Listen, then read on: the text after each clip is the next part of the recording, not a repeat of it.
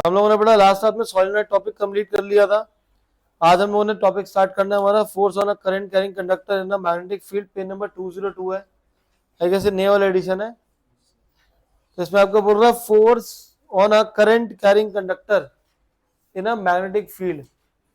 Force on a current carrying conductor हम लोगों ने पीछे पढ़ा था कि कोई भी कंडक्टर है अगर हमारे पास, इस कंडक्टर में से अगर मैं करंट पास करूंगा तो इसके आसपास क्या होगी, मैग्नेटिक फील्ड होगी। और यहाँ पे सर्किट हमारे ज्वाइन नहीं हुआ होगा, पूरा कंप्लीट कर लेते सर्किट को। तो सर्किट के आसपास हमारी क्या हो जाएगी, मैग्नेटिक फील्ड होगी। मैग्नेटिक फील्ड डिटरमाइन करने के लिए हम लोग क्या करा था, एक मैग्नेटिक कंपास का हम लोगों ने यूज करा था। तो मैग्नेटिक कंपास का हम लोगों ने यूज करा था, डिफरेंट पॉइंट्स हम लोग लेके गए थे। तो हम लोगों ने देखा था कि मैग्नेटिक फील्ड के जो निडल है वो हमारी क्या करती है, डिफ्लेक्ट करती है जब भी इसके अंदर करंट पास होता है। और जब भी हम लोग इसके अंदर करंट को ऑपोजिट कर देंगे, करंट की डायरेक्शन ऑपोजिट करने की वजह से क्या हो जाएगा कि मैग्नेटिक फील्ड की जो डायरेक्शन है वो भी हमारी क्या हो जाएगी, चेंज हो जाएगी। क्लियर है ये चीज। नाउ अब यहाँ पे बोल रहा है force on a current carrying conductor. अब इस करंट कंडक्टर में से करंट पास हो रहा है, कर इसके ऊपर एक फोर्स लग रही है। आगे क्या लिखा हुआ है कि ना मैग्नेटिक फील्ड, मतलब इस कंडक्टर को जब मैं मैग्नेटिक फील्ड में रखूंगा, सपोज ये आपका कंडक्टर है, इसमें से करंट पास हो रहा है, तो मैं इसके पास एक ह्यूज सा कोई बड़ा सा एक मैग्नेट ले आता हूँ। यहाँ पे हमारे पास नॉर्थ पोल, यहाँ पे हमारा साउथ पोल है। अब इसको मैग्नेटिक फील्ड के आसपास ले आऊंगा तो क्या होगा, पहले वाले कंडक्टर में से हमारा करंट पास हो रहा है, करंट पास हो रहा है तो इसके आसपास क्या होगी बेटा, मैग्नेटिक फील्ड होगी। ये हमारा मैग्नेट है तो मैग्नेट के आसपास भी क्या हो जाएगी, मैग्नेटिक फील्ड हो जाएगी। तो या तो इस केस में दोनों के दोनों क्या करेंगे, अट्रैक्ट करेंगे, या आपस में क्या करेगा, रिपेल करेगा। यही कंडीशन हो सकती है। तो अट्रैक्ट करेगा, रिपेल करेगा, तो कौन सी डायरेक्शन में अट्रैक्ट और रिपेल करेगा वो हम लोगों को निकालना है। इसको निकालने के लिए हम लोग यहाँ पे यूज करेंगे फ्लेमिंग्स लेफ्ट हैंड रूल को यूज करेंगे। यहाँ पे हमारा कौन सा रूल यूज होगा, फ्लेमिंग्स लेफ्ट हैंड रूल। उससे पहले इसको हम एक्टिविटी को समझ लेते हैं। यहाँ पे हमारे पास एक्टिविटी 12.7 गिवन है। 12.7 में आपके पास क्या कर रहे हैं कि आपके पास कोई भी हम एक स्टैंड ले लेते हैं। ये हमारे पास कोई भी एक स्टैंड है। स्टैंड पे हम लोगों ने क्या करा, एक कंडक्टर ले लिया, सॉफ्ट आयरन कोर ले लिया। सॉफ्ट आयरन कोर के ऊपर मैंने कॉइल को वाउंड कर दिया, और कॉइल को मैंने यहाँ से वाउंड करके मैंने यहाँ पे किसी बैटरी के साथ, सोर्स ऑफ बैटरी के साथ इसको कनेक्ट कर दिया। अभी हमारा क्या बन गया, कंडक्टर। कंडक्टर जिसके अंदर हमारा करंट पास हो रहा है, क्योंकि मैंने बैटरी लगा दी है इसके साथ, तो किसी भी तार के साथ बैटरी लगा दूंगा तो हमारा क्या बन जाएगा, करंट कैरिंग कंडक्टर बन जाएगा जिसके अंदर करंट फ्लो करेगा। अब करंट की डायरेक्शन हमारी क्या होती है बेटा, पॉजिटिव टू नेगेटिव। तो कुछ करंट की डायरेक्शन इसके अंदर इस तरीके से फ्लो हो रही होगी। फिर इसके अंदर करंट फ्लो कर रहा होगा तो इसके आसपास क्या होगी, मैग्नेटिक फील्ड होगी। अब मैग्नेटिक की फील्ड होगी, मैं एक बार मैग्नेट लेकर आया इसके पास, सपोज यहाँ पे हमारा क्या नॉर्थ पोल और यहाँ पे हमारा क्या है साउथ पोल है। तो इसके आसपास भी मैग्नेटिक फील्ड है, इसके आसपास भी मैग्नेटिक फील्ड है, दोनों आपस में एक दूसरे का कनेक्ट में आएंगे, नियर अबाउट आएंगे। तो उसकी वजह से क्या होगा, या तो आपके पास जो हैंगिंग कंडक्टर है उसके ऊपर क्या फोर्स लगेगी, या तो अपवर्ड डायरेक्शन में या डाउनवर्ड में, या फॉरवर्ड में या बैकवर्ड डायरेक्शन। यही चार केसेस पॉसिबल है। ये जो हमारा एयर में सस्पेंडेड है, एयर में सस्पेंडेड मतलब इसको हवा में हमने लटका रखा है, इसके ऊपर फोर्स लगेगी। फोर्स क्यों लगेगी, क्योंकि मैं बार मैग्नेट इसके पास लेकर आ रहा हूं मैं, तो इसके ऊपर जो फोर्स लगेगी वो या तो राइट लेफ्ट लगेगी या अप एंड डाउन लगेगी। या अगर मैं यहाँ पे देखूं तो मैं अप एंड डाउन या बैक ऑफ द बोर्ड और आउट ऑफ द बोर्ड, यही चार केसेस पॉसिबल है। और भी केस पॉसिबल है जयप्रीत, और केस पॉसिबल नहीं है। तो अब होगा कैसे, कि जो फोर्स लगेगी इसके ऊपर वो कौन सी डायरेक्शन में फोर्स लगेगी वो हम लोगों को पता चलेगा बच्चे, फ्लेमिंग्स लेफ्ट हैंड रूल। अब फ्लेमिंग्स लेफ्ट हैंड रूल हमारे पास क्या बोलता है, stretch your thumb forefinger and the middle finger of your left hand. तीन फिंगर्स हमारी कौन सा, stretch the thumb forefinger and middle finger. ये हो गया हमारा, इसको रिज्यूम कर लेते कि हमारा क्या है, थंब, फिर क्या हमारा फर्स्ट फिंगर, जिसको फोर्थ फिंगर बोलते हैं, और ये हमारी कुछ आ जाएगी सेकंड फिंगर। तीनों फिंगर्स आपस में इस तरीके से होनी चाहिए जैसे आपस में क्या हो, परपेंडिकुलर हो। ये मैंने आपको यहाँ पे रिप्रेजेंट करा अपने हैंड से। क्लियर है ये चीज, such that they are mutually perpendicular each other, मतलब कि फर्स्ट टू आपकी थंब एंड फर्स्ट फिंगर में 90 डिग्री होना चाहिए, second and first and second finger में 90 डिग्री होना चाहिए, and thumb and second finger में दोनों में क्या होना चाहिए, 90 डिग्री होना चाहिए। क्लियर है? सच दैट, अब इसको लर्न करने के लिए क्या है, यहाँ पे हम लिखते हैं FMC। अब FMC का मतलब क्या हो जाएगा, शॉर्ट फॉर्म में लर्न करने के लिए फादर, मदर, और ये हमारे पास आ जाएगा चाइल्ड। तो ये हमारे पास रिप्रेजेंट कर देगा F फॉर फादर। F का मतलब यहाँ पे हमारा क्या हो जाएगा, फोर्स। M का मतलब हो जाएगा मैग्नेटिक फील्ड, और C मतलब हमारा क्या हो जाएगा, करंट हो जाएगा। क्लियर है ये चीज? तो हमारे क्या करेगा, according to this rule stretch your thumb, forefinger and middle finger of your left hand such that the first finger points in the direction of the magnetic field। first finger हमारी कहाँ point करेगा, direction of the magnetic field। second finger points in the direction of the current। तो जो हमारा thumb होगा that will give the direction of the force on the conductor। यहाँ पे जो हमने लेफ्ट साइड पे जो एक्टिविटी लिखी हुई है, इसमें देखो हमारे पास एक लेफ्ट साइड पे मैग्नेट है। तो मैग्नेट अगर मेरे पास गिवन है, तो मैग्नेट की मैग्नेटिक फील्ड गिवन होगी, जिसके हम रिप्रेजेंट कर रहे हैं M से, यहाँ पे जो कि कौन रिप्रेजेंट करेगा, फर्स्ट फिंगर रिप्रेजेंट करेगी। फिर उसके बाद ये जो कंडक्टर हमने एयर में सस्पेंड कर रखा है, अब ये कंडक्टर भी क्या करेगा, इसके आसपास भी मैग्नेटिक फील्ड होगी, उससे हमें कोई लेना देना नहीं है। हमें किसी से लेना देना है कि इसके अंदर जो करंट है, वो करंट की डायरेक्शन क्या है, वो हमारा कौन सा रिप्रेजेंट करेगा, सेकंड फिंगर हमारा रिप्रेजेंट करेगा। तो जब लेफ्ट हैंड के फिंगर्स को जब हम लोग आपस में स्ट्रेच करेंगे, तो थंब हमें क्या प्रोवाइड कर देगा, direction of the force on the conductor. Clear है? ये थोड़ा सा सुनने में थोड़ा अजीब सा लग रहा है, मैं डायग्राम बनाता हूं तो आपको थोड़ा ज्यादा इजी हो जाएगा समझने के लिए। हमारा राइट साइड पे मैग्नेटिक फील्ड है, डाउनवर्ड डायरेक्शन में करंट है। तो मैग्नेटिक फील्ड कहाँ लगेगा, लेफ्ट हैंड ओपन करो अपना, first finger points in the direction of the magnetic field, second finger points in the direction of the current. Current कहाँ पे है, नीचे की तरफ। तो हमारा थंब कहाँ पे आ गया, आउट ऑफ द बोर्ड आ गया है, तो फोर्स हमारी कहाँ लगेगी, आउट ऑफ द बोर्ड हो जाएगी इस वाले केस में। क्लियर अर्शनील? पक्का क्लियर है? दूसरा केस ये बन सकता है कि मैग्नेटिक फील्ड बेटा राइट साइड पे है, और हमारा करंट कहाँ पे जा रहा है, ऑपोजिट डायरेक्शन में। तो मैंने क्या करा है, करंट की डायरेक्शन को चेंज कर दिया है। तो अब क्या हो जाएगा, जो फोर्स पहले आउट ऑफ द बोर्ड थी, वो कहाँ हो जाएगी, इन द बोर्ड हो जाएगी। कैसे करेंगे, first finger point the direction of the magnetic field, second finger point the direction of the current, then the thumb will give the direction of the force on the conductor. तो कहाँ पे है वो, back side. तो क्या हो जाएगा हमारा, इनटू द बोर्ड। नेत्रा समझ आ रहा है? थर्ड केस, ये फर्स्ट केस है, जीरो काटा का बोर्ड नहीं बना रहा भाई मैं, पर जीरो काटा भरना सर इसके अंदर।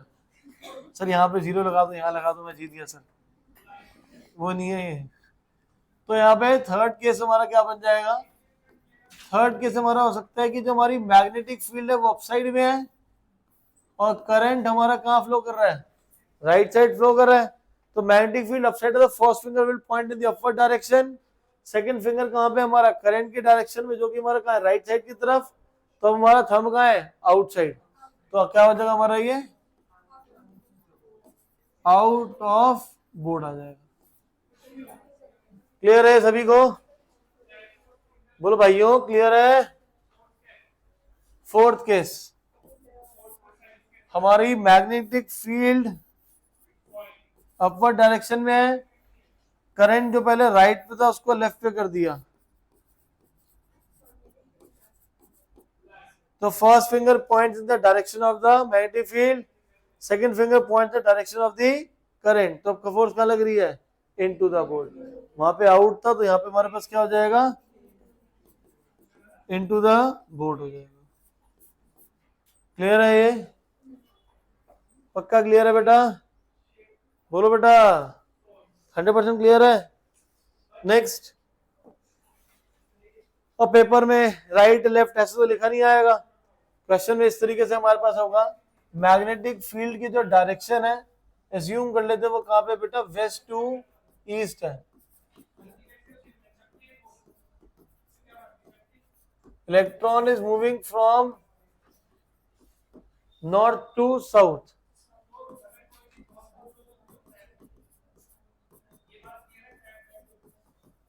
Find the direction of force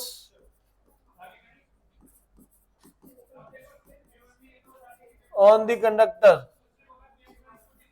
तो कैसे करोगे? मैग्नेटिक फील्ड का है वेस्ट टू ईस्ट. वेस्ट हमारा कहाँ पे होता है? लेफ्ट साइड पे. तो लेफ्ट से राइट जा रहा है ये हमारा मैग्नेटिक फील्ड है. इलेक्ट्रॉन कहाँ जा रहा है बेटा? North to south. ऊपर नॉर्थ होता है, नीचे साउथ होता है. तो हमारी डायरेक्शन किसकी हो जाएगी? करंट की डायरेक्शन हो जाएगी. क्लियर है ये? नहीं, ये गलत है. राइट, क्योंकि जो हमारी करंट की जो डायरेक्शन होती है वो ऑपोजिट होती है. आपके पास यहाँ पे इलेक्ट्रॉन कहाँ जा रहा है? North to south. मतलब इलेक्ट्रॉन ऊपर से नीचे जा रहा है, तो करंट कहाँ जाएगा?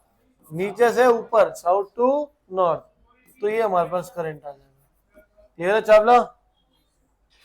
सो in this case first finger will point towards the east direction, second finger will point in the direction on the upward direction, and thumb कहाँ पे हमारा? into the board. तो कहाँ पे हो जाएगा हमारे पास ये? क्लियर है क्या सभी को? पक्का? लेफ्ट हैंड ओपन करके देख लिया, चेक कर लिया सबने कैसे यूज करना है? 100% चावला. ग्रेट.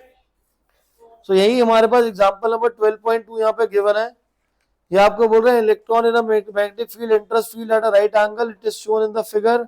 इलेक्ट्रॉन नीचे की तरफ है तो करंट कहाँ हो जाएगा? ऊपर की तरफ. यही मैंने यहाँ पे रिप्रेजेंट कर दिया था. Example number 12.2. सॉल्यूशन देख रहे, इसका रीड कर लेते हैं. The direction of the force is perpendicular to the direction of the magnetic field and the current given by the Fleming's left hand rule.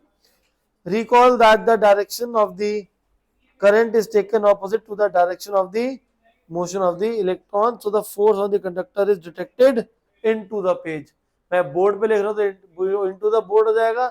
अब नोटबुक में लिख रहे होंगे तो into the notebook, या पेज होगा तो into the page. यहाँ पे ऑप्शन भी आपके गिवन थे पेज के अकॉर्डिंगली. क्लियर है शेरा विधान जी? ठीक है. नेक्स्ट हमारे पास जो अगला हमारा टॉपिक है वो हमारा डोमेस्टिक इलेक्ट्रिक सर्किट है.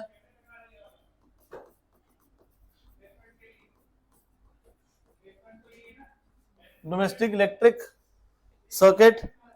इस वाले टॉपिक में आपको बात करें कि हमारे घर पे जो आपके पास मीटर बोर्ड है, सबसे पहले हमारे पास क्या होता है? बाहर ना आप देखोगे घर के बाहर ना पोल लगा होगा.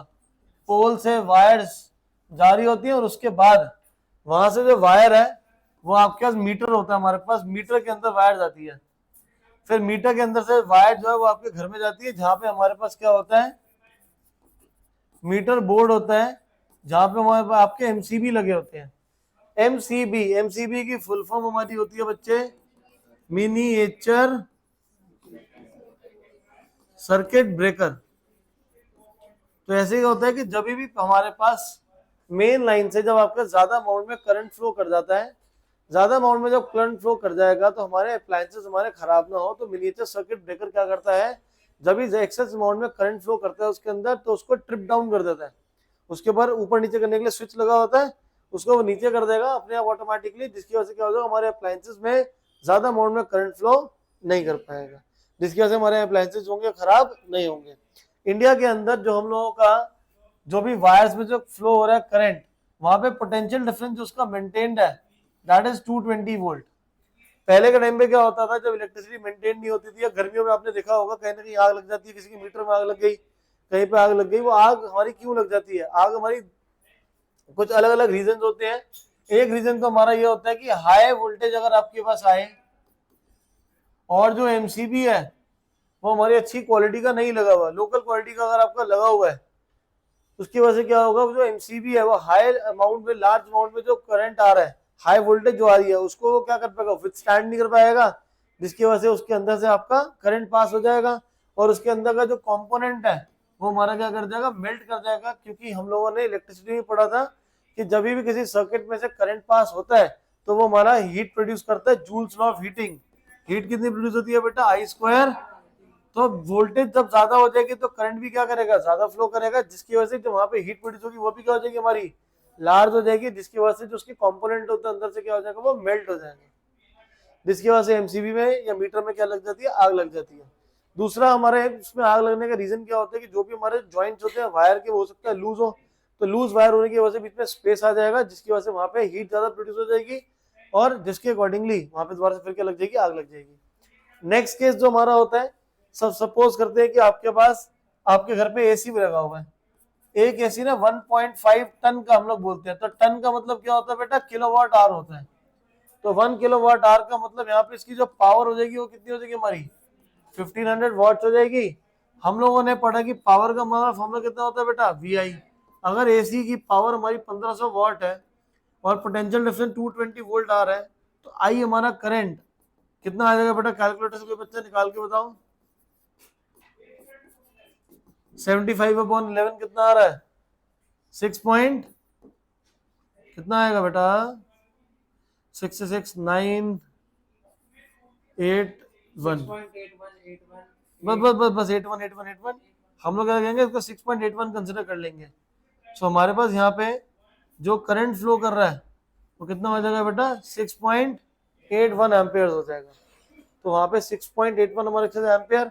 तो जो एमसीबी जो हम यूज करेंगे वहां पे, उसकी जो पावर है वो हमारा कितना, उसका करंट की रिक्वायरमेंट है उसकी, क्योंकि जितने भी एमसीबी होते हैं ना उसमें लिखा होता है 16A 32A 64A सब लिखा होता है। तो हम लोग क्या होता है यूज करते हैं 16A को, हम लोग वहां पे क्या करते हैं, यूज करते हैं एमसीबी को। अगर हम लोग एमसीबी 16A का 16 एम्पियर का यूज नहीं करेंगे, कम का यूज करूंगा, तो उस केस में उसमें क्या होती है, आग लग जाती है। दूसरा केस आग लगने का और रीजन भी क्या होता है, क्यों, क्योंकि वहां पे जो हमारे सर्किट में जो करंट फ्लो कर रहा है वो ज्यादा करंट फ्लो कर जाएगा। एक केस ऐसा भी होता है कि जब पोटेंशियल डिफरेंस अगर कम हो जाए, पोटेंशियल डिफरेंस कम हो जाएगा, तो सपोज करते हैं पोटेंशियल डिफरेंस 150 वोल्ट पे आ गया, तो हमारे पास करंट कितना आ जाएगा, 10 एम्पियर आ जाएगा। तो जब मैंने 8 एम्पियर को मैं यूज कर रहा हूं मैं एमसीबी को, तो जिसकी वजह से करंट फ्लो कर रहा है मेरा 10 एम्पियर, तो वहां पे फिर क्या हो जाएगा, शॉर्ट सर्किट हो जाएगा हमारा। क्लियर है ये चीज। तो ये जितने भी जो हम लोग आपके इन सबको यूज करते हैं एमसीबी को, तो हर एक की क्या होती है, प्रॉपर रेटिंग होती है कि किसके साथ हमें कितना यूज करना है। अब हमारे पास एक घर के अंदर बहुत सारे एमसीबी लगे होते हैं, 10 मैक्सिमम 5-6 लगे होते हैं, जितने भी जो पावर अप्लायंसेस के लिए अलग होता है और नॉर्मल पावर के लिए हर रूम के लिए क्या होता है, अलग होता है। वायर या जो भी जो हमारे रूम में, पहले वायर को पढ़ लेते हैं। वायर ना हमारे पास 3 कलर की होती है जो घर के अंदर यूज करते हैं। एक वायर होती है बेटा रेड कलर की, एक वायर होती है ब्लैक कलर की, और एक कलर होती है हमारा, रेड वायर को बेटा हम लोग बोलते हैं लाइव वायर, ब्लैक को बोलते हैं हम लोग न्यूट्रल, और ग्रीन हमारी किसकी होती है, अर्थिंग की होती है, उसको अर्थ वायर बोलते हैं हम लोग। अब जो भी जो हमारा मोबाइल का चार्जर है, या आपके पास कोई भी शेविंग के हो गया, ट्रिमर हो गया, या और कोई केस जिसमें सिर्फ 2 प्लग वाला होता है, यूज होता है, जिसमें जिसमें सिर्फ 2 पिन होते हैं, चार्जर में 2 पिन होते हैं ना सिर्फ, तो और किसमें होते हैं 2 पिन, लैपटॉप चार्जर में नहीं, लैपटॉप में 3 पिन वाला होता है। हाँ, कौन सा अडेप्टर, हाँ टेलीविजन का अडेप्टर, वो भी हमारे आजकल 3 में आ गया, वरना ज्यादातर 2 वाले ही होते हैं। तो 2 वाले इसलिए होते हैं। और कितनों के हमारे क्या होते हैं, 3 पिन वाले हमारा सॉकेट हमारे पास होता है, 3 पिन वाला। और कितना मोबाइल के चार्जर में ना 2 पिन वाला हमारा सॉकेट होता है। ऐसा क्यों होता है, जिसकी भी रिक्वायरमेंट, करंट की रिक्वायरमेंट ज्यादा होती है, उस केस में हम लोग क्या यूज करते हैं, 3 पिन वाला हम लोग प्लग यूज करते हैं। जैसे एसी के साथ हो गया हमारा 3 पिन आता है, गीजर के साथ हमारा 3 पिन आता है, उसके बाद रेफ्रिजरेटर हो गया, ओवन हो गया, टोस्टर हो गया, माइक्रोवेव हो गया। क्यों, इनकी करंट की रिक्वायरमेंट क्या ज्यादा है।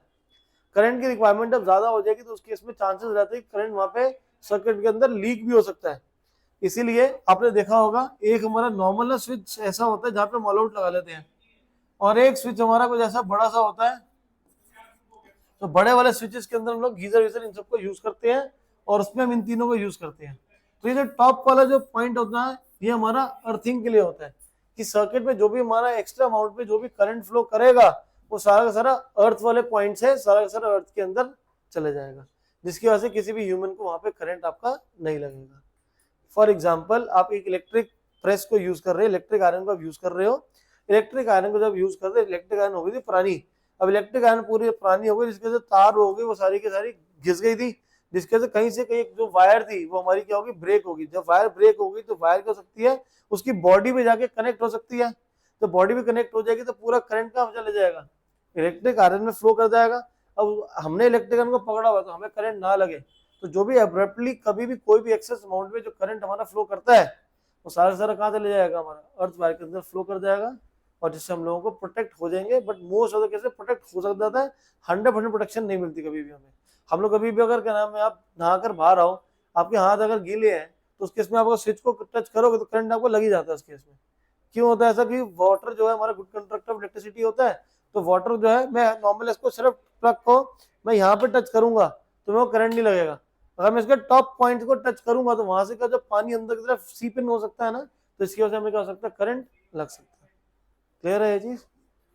तो 2 पिन भी हो गए, 3 पिन हो गए, अर्थिंग वायरिंग, हमारे सारे केसेस हमारे कंप्लीट हो गए। अब यहाँ पे हमारे पास 2 केसेस है हमारे पास और डेफिनेशन जो पेपर में आती है। एक होता है बेटा ओवरलोडिंग